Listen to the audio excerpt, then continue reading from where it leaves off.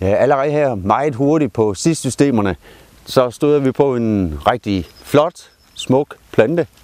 Og den er virkelig værd at fortælle om, fordi den har været brugt af mennesket i rigtig mange år. Den hedder skovmærke og er let genkendelig, fordi den har bladkranse, der sidder på selve stænglen. Så den er meget nem at finde og huske, og så kommer der hvide blomster på den. Den har den utrolige egenskab, at den dufter af lavendel. Og den er indsamlet af utrolig mange igennem tiderne, og bundet, solgt på markeder, og så er den taget med hjem i køkkenerne, hvor den hang og gav gode dufte, og også på de gamle toiletter. Inde i skabene, hvor der var fugtigt dengang, der var det vigtigt også, at tøjet det ligesom havde en anden duft, end af den der fugtige lugt. Så det var den også rigtig god til. Men man kan også plukke bladene, stænglen og så videre, og så lade det brune lidt, så den bliver helt tørt, og så laver man skovmærke te af det.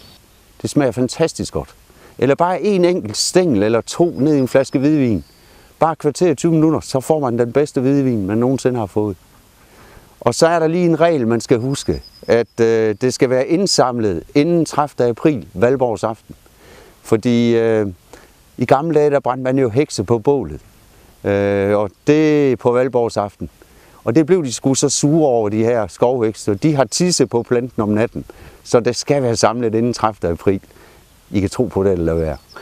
Og nu har vi jo passeret 30. april, valborgsaften, så jeg vil lige afprøve, hvordan bladet det smager.